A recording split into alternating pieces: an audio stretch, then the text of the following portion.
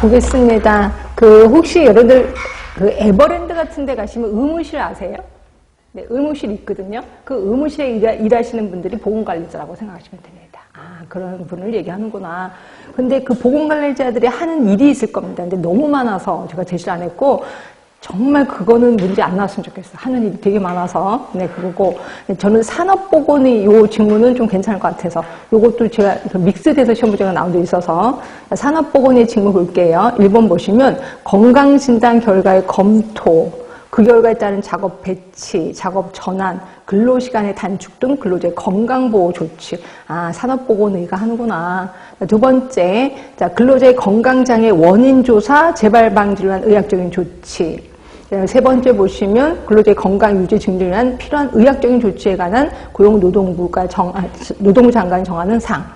딱 보면 산업보건의가 하는 것 같은 느낌이 들어야 돼. 그죠? 그래서 대부분 정부의 책임, 사업주의 의무, 산업보건의 직무, 요 세 개가 시험 문제에 좀 나왔었다라고 보시면 돼요. 자주 나온 건 아닌데, 요새 좀 나오기 시작했다라고 보시면 되고, 제가 정말 무서운 건 보건관리자의 자격. 보건관리자의 직무, 요게 나올까봐 아주 무서워 죽겠습니다. 하여튼 이거 문제를 통해서도 제가 제시를 하긴 하겠습니다. 그 다음에 산업안전보건법 시행 규칙이 있는데, 거기에 중대재해의 범위, 요것도 요번에 시험 문제 나왔었는데, 일단 사망자가 1명 이상이면 중대재해라고 얘기를 하고 있습니다. 그러면 사망한 건 아닌데, 3개월 이상의 요양이 필요한 부상자가 동시에 2명 이상 발생했을 때, 3개월 이상입니다. 2명 이상. 그리고 부상자, 직업성 질병자가 동시에 10명 이상 발생했을 때를 우리 중대재해라고 표현하고 있습니다. 외우셔야 돼. 시험 문제 한 번 나왔으니까 또 나올 확률이 높습니다. 사망자 1명, 3개월 이상 요양이 2명 이상, 또 10명 이상이 발생됐을 때 중대재해라고 표현하는 거죠. 근데 근로자 역량관리가 있는데, 이거는 솔직히 우리 역량 쪽에 식품 쪽에서 좀 할 거라서 그냥 넘어갈게요. 근데 그것만 좀 줄게요. 탄수화물 눈에 보이실 거예요. 근로자의 주요 에너지 공급원이 탄수화물. 뭐 당연하겠지. 그리고 보충 에너지 공급원이 지방질이래. 지방질의 보충이었구나 하시면 되고요. 자, 뒤로 갑니다. 뒤로 가시면 이것도 조금만 볼게요.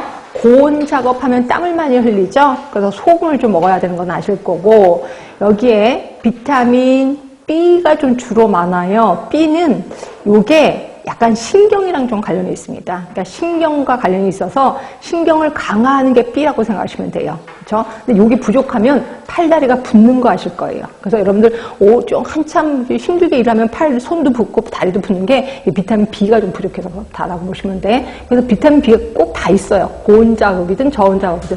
특히 소음 작업일 때 비타민 B1.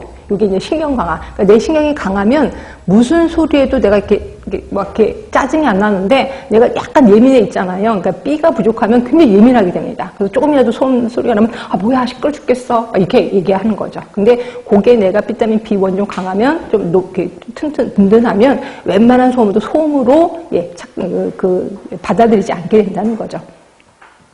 거기 보시면 5번에 중노동자도 비타민 B1이고 근육근로자도 비타민 B1이 꼭 들어가 있습니다. 그래서 B종류는 이렇게 하고 있구나 이렇게 보시면 되고요. 그래서 혹시 약국에 가서도 그래요. 이게 뭐 피곤해서 그러는데 영양제 주세요라고 하면 꼭 나이를 물어봐요. 그래서 젊은 사람이냐 아니냐. 그래서 젊은 사람이면 꼭 비타민 B 종류를 줍니다. 그렇죠? 근데 나이가 많다라고 하면 비타민 E나 비타민 C를 주기도 하는 거죠. 이렇게 보시면 돼. 자, 그 다음에 작업관리 그냥 넘어가시고, 옆에 가시면 341쪽에, 이건 좀 기억합시다. RMR. 자, 육체적 근로 강도의 지표인데, RMR이 있습니다. 얘는 구하는 식도 기억을 해 두셔야 돼. RMR은 작업 시 소비 에너지가 있어. 그러니까 일을 할 때 필요한 에너지가 있을 거예요. 거기에서 같은 시간 동안에 안정 시 소비 에너지를 빼요. 그럼 뭐가 나와요? 순수한 근로 대사량이 나와요. 그러니까 내가 일을 할 때 필요한 에너지가 있고 같은 시간 동안에 쉴 동안에 필요한 에너지가 있어. 그걸 빼. 그러면 순수한 일하는 데 필요한 에너지가 나올 거야. 그게 근로대사량이고 이거를 뭘로 나눠? 기초대사량으로 나눈 거예요. 이게 RMR. 결국 이게 일이라면 내가 하는 일은 기초대사량만으로도 충분히 할 수 있는 일이야. 일이면. 그렇게 생각하시면 돼. 그래서 보시면 RMR 0에서 1이면 경로도 아주 가벼워요. 1에서 2, 중등이고 제일 가운데가 2에서 4예요. 이게 이제 전형적인 지속 작업이고 이게 이제 의기직에서 나왔거든요. 강노동입니다. 또는 중등 노동이고 그다음에 4에서 7이 중노동이고 7 이상이 격노동. 외우셔야 돼. 그냥 아무 생각 없이 외우셔야 돼. 이건 어쩔 수가 없습니다. 가운데가 2에서 4고 4에서 7, 7 이상이면 격노동.